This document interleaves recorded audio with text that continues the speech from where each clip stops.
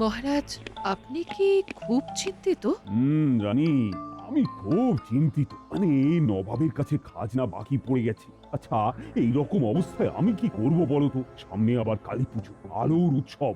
এইবার আবার খরাতে চাষাবাদ কিছুই হয়নি, ঘরে ঘরে অভাব। তাই নবাবের খাজনা যে কিভাবে জোগাড় করব? নবাব বাহাদুর অবুঝ নন মহারাজ, বোঝালে উনি নিশ্চয়ই বুঝবেন। ওই তো আমি মন্ত্রীকে বুধবার পাঠাচ্ছি। মহারাজ, আমার একটা কথা শুনবেন? বলো বলো রানী, নিশ্চয়ই শুনবো। মন্ত্রী নয়, আপনি গোপালকে পাঠান। কেন রানী, মন্ত্রীর প্রতি কি তোমার বিশ্বাস নেই? না মহারাজ, আপনি আপনার মন্ত্রীকে নিয়ে সুখে থাকতে পারেন, কিন্তু আমি একদম আপনার মন্ত্রীর প্রতি খুশি নই। আচ্ছা, আমি কি করে এই মুহূর্তে মন্ত্রীকে বাতিল করে গোপালকে পাঠাই? মহারাজ, আপনি গোপালকে পাঠান। আমি তো শুনেছি নবাব বাহাদুর গোপালকে পছন্দ করেন। গোপালের সাথে কথা বলে নবাব বাহাদুর ঠিক খুশি হবেন। আমার কথা রাখুন মহারাজ, আপনি গোপালকে মুর্শিদাবাদে পাঠান। ঠিক আছে, ঠিক আছে। আমি কাল রাজসভায় এই নিয়ে সবার সাথে পুনরায় আলোচনায় বসব। এতেই আপনার ভালো হবে, আপনি দেখবেন মহারাজ।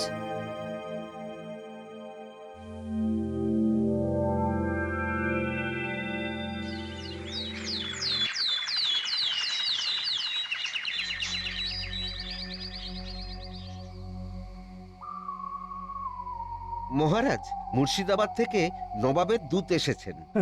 আবার এই নিয়ে 3 বার খেলা জমে গেছে।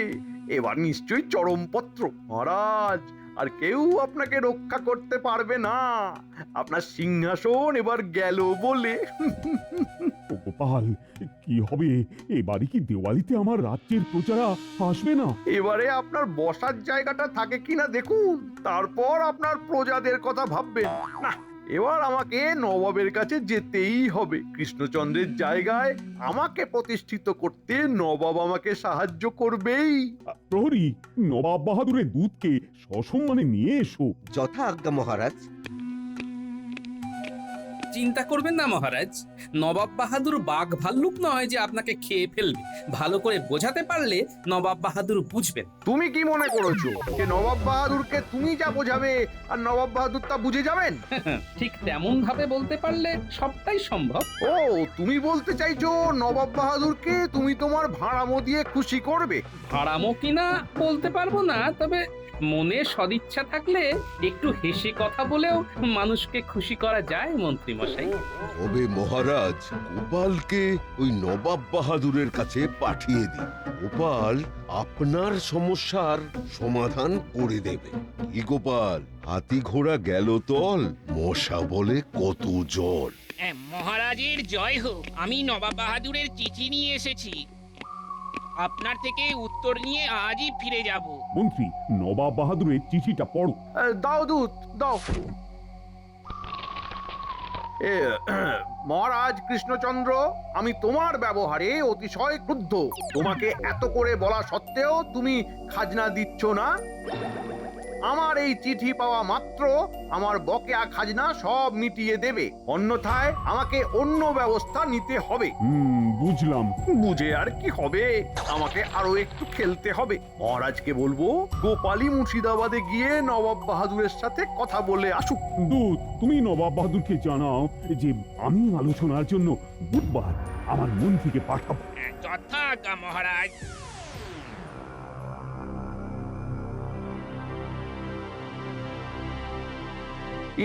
মহারাজ, নবাব বাহাদুরের চিঠির যা ধরন দেখলাম, তাতে আলোচনাতে কোনো লাভ হবে বলে মনে হচ্ছে না। মন্ত্রী মশাই, আমি বলছি কি, আমরা যদি আমাদের অসহায় অবস্থার কথাটা নবাব বাহাদুরকে বোঝাতে পারি, তবে নবাব বাহাদুর ঠিক বুঝবে।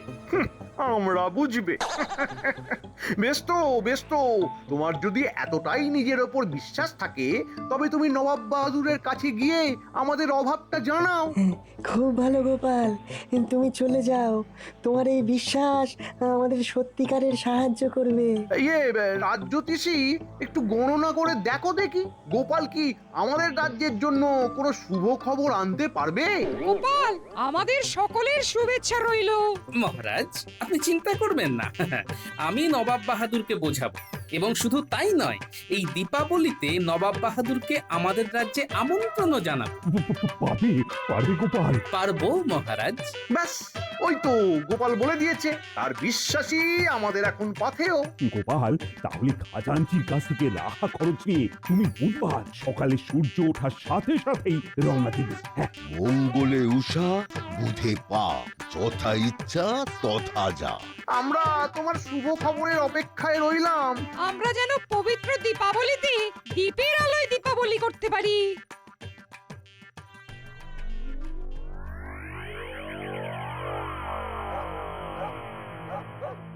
গোপাল দাদু, এবারে পুজোটাও খুব বাজেভাবে কেটেছে, আবার দীপাবলিও খুব বাজেভাবেই কাটবে। এবার আমরা ফুলঝুরি রং মশাল জ্বালাবো না। ও দাদু, জ্বালাবো না? সত্যি বলছি গোপাল দাদু, এবার আমাদের পুজো ভালো কাটেনি, আর কালী পুজো ভালো কাটবে না। আমি মুর্শিদাবাদ থেকে ফিরে আসি, তারপর দেখ না কি হয়। হ্যাঁ গো, তুমি কবে যাবে মুর্শিদাবাদ? বুধবার সকালবেলা একটু ভোর ভোর রওনা দেবো, বুঝলে? হ্যাঁ গো, মন্ত্রী মশাই থাকতে তোমাকে মহারাজ পাঠাচ্ছেন যে? মন্ত্রী মশাই নিজেই আমাকে যেতে বললেন, তাই জন্যই বিষয়টা খুব কঠিন, বুঝলে? তবু আমার উপর পূর্ণ বিশ্বাস রেখেই আমি যাচ্ছি। তোমাদের সবার জন্য ভালো খবর আনবো। আর তোদের সবাইকে বলি, আমাদের কৃষ্ণনগরের সবচেয়ে বিখ্যাত কি? কৃষ্ণনগরের সবচেয়ে বিখ্যাত হলো সরভাজা আর মাটির পুতুল। দুটোই ঠিক। তোদের যেটা করতে হবে, অনেক প্রদীপ বানাতে হবে, সুন্দর সুন্দর প্রদীপ, সাথে মাটির ঘট, ফুলদানি আর ওই নারকোল পাতার ঝাঁটা। কালী পুজোর আগের দিন ওই ঝাঁটা অনেকে কেনে, তোরা বানানো শুরু কর। এমনি তুমিও বানাও। আমাদের দীপাবলি দীপের আলোই হবে। আমার কথা তোরা বুঝতে পেরেছিস? বুঝতে পেরেছি গো দাদু।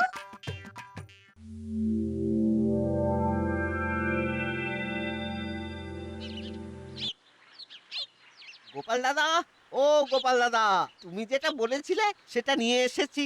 দাও ভোলা ময়রা, দেখো নবাবের কাছে যেন আমাদের কৃষ্ণনগরের নাম না খারাপ হয়। এটা ভোলা ময়দার তৈরি সরভাজা। এর স্বাদের কোনো তুলনা হবে না। ঠিক আছে ভোলা, আমি মুর্শিদাবাদ থেকে ফিরে তোমার সাথে দেখা করব, কেমন?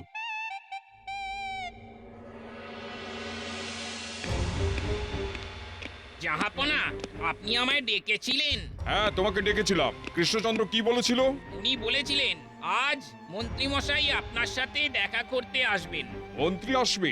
আমি ওই মন্ত্রীর সাথে কোনো কথা বলবো না। উজির, তুমি মন্ত্রীর সাথে কথা বলবে। কথা বলেই বা কি লাভ? আমাদের যেটা দেবার সেটা দিয়ে দিলেই তো ঝামেলা মিটে যায়। কি বলেন জাহাপানা? আমার উজিরটা ধীরে ধীরে বুদ্ধিমান হচ্ছে। তুমি ঠিকই বলেছো উজির, খাজনা দেবে, তারপর বাজনা বাজবে। ধার বাকি মিটিয়ে দাও, তুমি কি আমার পর? না, আমার উজির একেবারে রশিদ চূড়ামণি। জাহাপানা, কৃষ্ণনগর থেকে গোপাল ভাঁড় আপনার সঙ্গে দেখা করতে এসেছে। কৃষ্ণনগর থেকে গোপাল এসেছে? গোপাল, আসতে বলো, আসতে বলো, দেখি দেখি কি বলতে চায় ও। হঠাৎ করে গোপাল এলো কেন? আচ্ছা, গোপাল আসাতে কি আপনার কোনো সমস্যা হলো? না না না, কোনো সমস্যা নয়, কিন্তু একটা কিন্তুর মধ্যে পড়ে গেলাম। কেন জাহাপানা? আসলে গোপালকে আমি খুব স্নেহ করি তো, তাই কৃষ্ণচন্দ্রকে রেগে যেটা বলতাম সেটা গোপালকে বলতে পারবো না। প্রণাম নবাব বাহাদুর, শুভ বিজয়া আর আগাম শুভ দীপাবলির শুভেচ্ছা জানাই। আমি তো জানতাম তোমাদের মন্ত্রী আসবে, তুমি এলে কেন? আগে আমাদের মন্ত্রী মশাই খুবই অসুস্থ, উনি আসতেন। অসুস্থ? কি হয়েছে মন্ত্রীর? ওনার বুকে খুব ব্যথা, খুব দুর্বল, শিঙি মাছের ঝোল খেয়ে শুয়ে আছে। বুঝলাম, তা হাতে ওটা কি? বিজয়ের পরে আর দীপাবলির আগে যে কোনো জায়গায় গেলে ওই মিষ্টি হাতে করে যাওয়াটা আমাদের রীতি নবাব বাহাদুর। নবাব বাহাদুর, আগে মিষ্টি হয়ে যাক, তারপর যা ঝাল নুন টক হবে। আগে মুখ মিষ্টি করে দিলে তারপর কি আর ওইসব ভালো লাগে? তা মিষ্টিতে কি আছে? আছে আমাদের গর্ব কৃষ্ণনগরের সরভাজা, খাঁটি দুধের, আমাদের প্রসিদ্ধ কারিগর ভোলা ময়রা।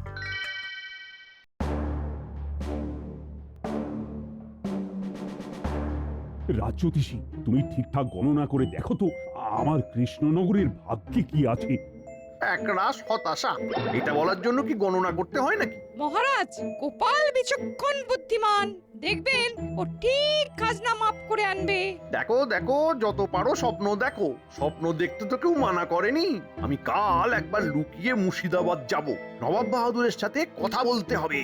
ও মন্ত্রী, তুমি কিছু বলো, মানে কি মনে হচ্ছে? আমার তো মনে হচ্ছে গোপালের কপাল ফাটাচ্ছে। কি গো, চুপ করে গেলি? শুভ কিছু বলো। কপাল ফাটাচ্ছে। হ্যাঁ, কপাল ফাটাচ্ছে? মানে কে কার কপাল ফাটাচ্ছে? না মানে গোপাল তো অনেক বুদ্ধি ধরে, সেই বুদ্ধির ঠেলায় নবাব বাহাদুরের এখন কপাল ফাটছে। ব্যাস ব্যাস, বুঝেছি। আরো বলতে হবে না। ও, গোপাল যদি কোনো মতে আমার এবারের খাজনাটা মাফ করিয়ে আনতে পারে, ব্যাস, তবে দিওয়ালিতে সবাইকে নিয়ে খুব আনন্দ করব।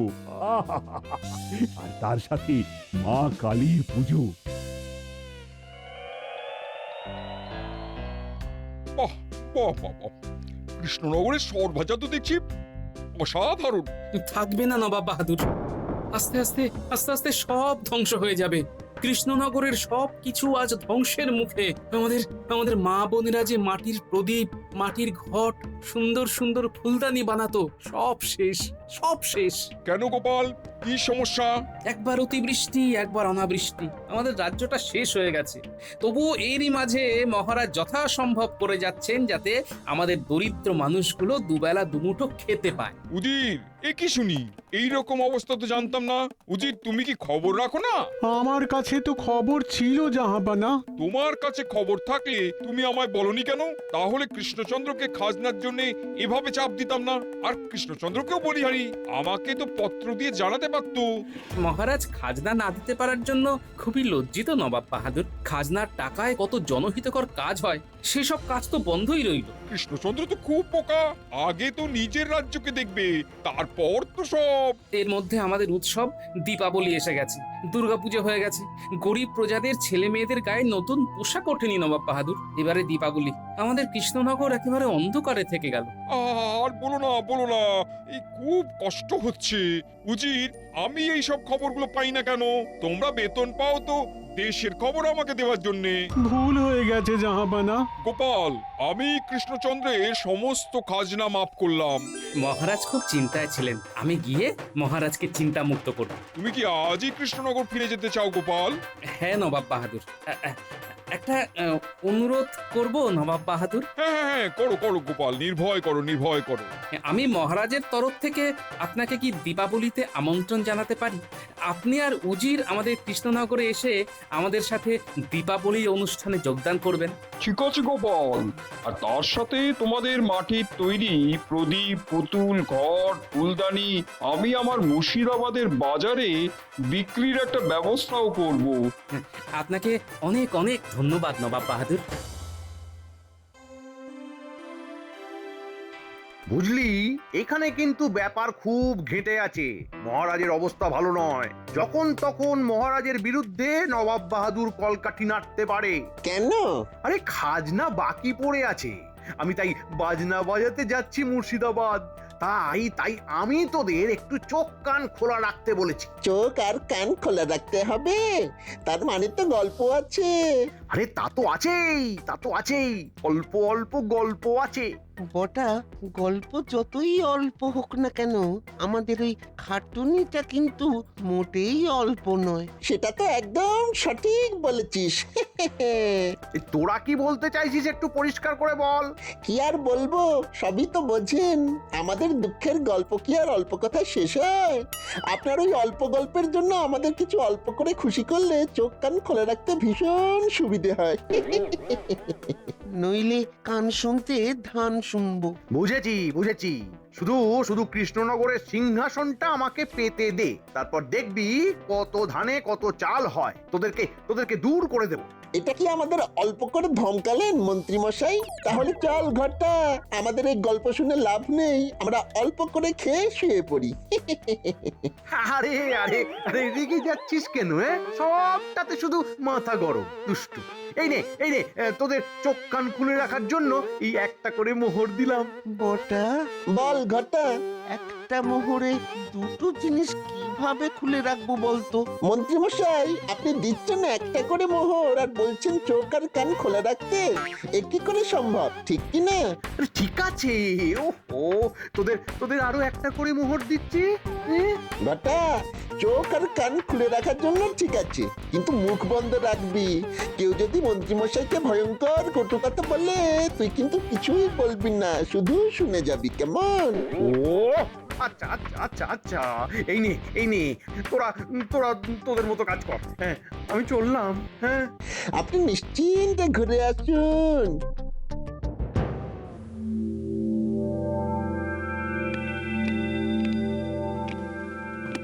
গোপাল, বলো বলো। আরে তোমার কথা শুনবো বলেই তো আমরা সবাই বসে আছি। মহারাজ, নবাব বাহাদুর খাজনা মাফ করে দিয়েছেন। কি বলছো কি? হ্যাঁ, তুমি তো অসম্ভবকে সম্ভব করলে। মহারাজ, মন্ত্রী মশাই কোথায়? এই খবরটা তো মন্ত্রী মশাইকে দেব বলে ছুটে ছুটে আসছি।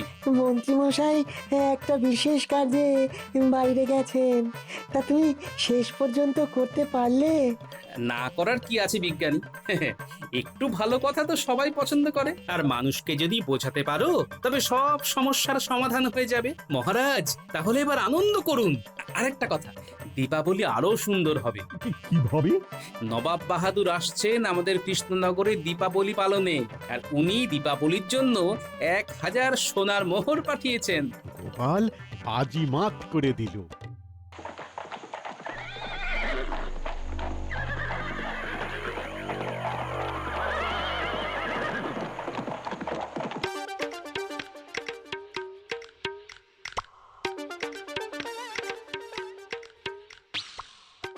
বাহ, তোরা তো খুব সুন্দর প্রদীপ বানিয়েছিস রে। আর এই দেখো, ঘট, ফুলদানি, ঝাঁটা। তুমি বলে গেছো আর আমরা তোমার কথা না শুনে বসে থাকবো? এটা কখনো হয়েছে? তোরা তো আমার লক্ষ্মী বানর সেনা। জানিস এবারে কি হয়েছে? কি হয়েছে? নবাব বাহাদুর নিজে আসছেন দীপাবলিতে। আমাদের কালী পুজো খুব ঘটা করে হবে, আর তার সাথে আমাদের কৃষ্ণনগর সেজে উঠবে আমাদের তৈরি করা প্রদীপে। আর আমাদের দীপাবলির জন্য নবাব বাহাদুর 1000 সোনার মোহর পাঠিয়েছেন। আর আমাদের কৃষ্ণনগরের মাটির পুতুল, ঘট, প্রদীপ মুর্শিদাবাদের বাজারে বিক্রির জন্য নিয়ে যাবেন। মা, এই তাই নাকি? এসব সম্ভব হয়েছে তোমার জন্য। না গিন্নি, সব হয়েছে আমাদের সবার চাওয়ায়। বাহ দাদু, তাহলে এবারে আমাদের নতুন জামা হবে। হবে হবে। জয় নবাব বাহাদুরের জয়! জয় নবাব বাহাদুরের জয়!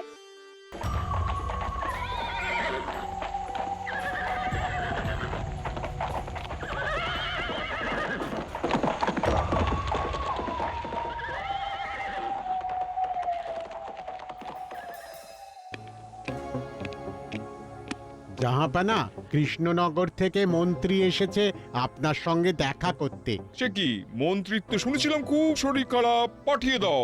কি ব্যাপার জাহাপানা, মন্ত্রী কেন এলেন? সেটা তো আমারও প্রশ্ন। প্রণাম নবাব বাহাদুর। তোমার তো খুব শরীর খারাপ মন্ত্রী, তুমি এলে কি করে? আমার শরীর খারাপ? কে বললো? গোপাল। আসলে আসলে গোপালকে একটু দেখতে চেয়েছিলাম, মাপতে চেয়েছিলাম। মহারাজ তো তার উৎসব নিয়ে আছে, এদিকে আপনার খাজনা দেওয়ার ইচ্ছা নেই। আপনি ঠিক করেছেন নবাব বাহাদুর, আপনি খাজনা মাফ করবেন না। প্রহরী, মন্ত্রীকে কারারুদ্ধ করো। কেন কেন নবাব বাহাদুর? তুমি গোপালকে মাপতে গিয়েছিলে, গোপাল তোমাকে মেপে খাজনা মাফ করে কৃষ্ণনগর চলে গেছে। তোমার মতন বেঈমানকে বাইরে রাখা ঠিক নয়। এই প্রহরী, নিয়ে যাও কারাগারে। আমাকে আমাকে বাঁচান, বাঁচান। আমার কাছে বেঈমানের কোনো ক্ষমা নেই।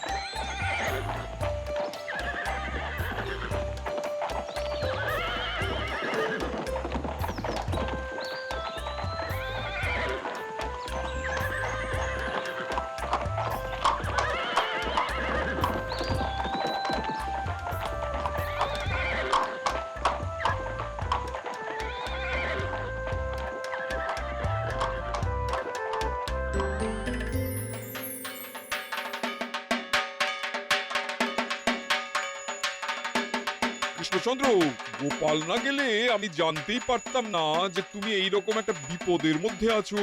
তোমার মন্ত্রী একটা ষড়যন্ত্রী, ও তোমার বদনাম করার জন্য মুর্শিদাবাদে গিয়েছিল। আমি ওকে আমার কারাগারে বন্দি করেছি। ঠিক ঠিক করেছেন নবাব বাহাদুর। দেখেছেন নবাব বাহাদুর, আমাদের রাজ্য কিরকম মাটির প্রদীপের আলোয় সেজে উঠেছে। এই সব মাটির প্রদীপ এই এরা বানিয়েছে। বাবা, তোমাদের মাটির কাজের নাম তো জগৎ জুড়ে আছে। আমি তোমাদের এই প্রদীপ মুর্শিদাবাদে নিয়ে যাব। ওখানকার মানুষও তোমাদের এই প্রদীপ নিয়ে তাদের উৎসব সাজিয়ে তুলবে। দ্বীপের আলোয় দীপাবলি। আজ না হয় আমরা আতশবাজি পোড়ালাম না? ঠিক বলেছো গোপাল। দেখুন দেখুন নবাব বাহাদুর, দ্বীপের আলোয় আমাদের রাজ্য কিরকম মায়াময় লাগছে। চলুন মহারাজ, পুজো সম্পূর্ণ হয়েছে, এখন ভোগ বিতরণ হবে। হ্যাঁ, আর তার সাথে আমার প্রজাদের নতুন জামা কাপড় দেওয়া হবে। আর এই দান সম্ভব হয়েছে শুধুমাত্র আমাদের নবাব বাহাদুরের জন্য। নবাব বাহাদুরের জয়। সাথে জয় মা কালীর জয়। জয় মা কালীর জয়। জয় মা কালী জয়, জয় জয় মা কালীর জয়।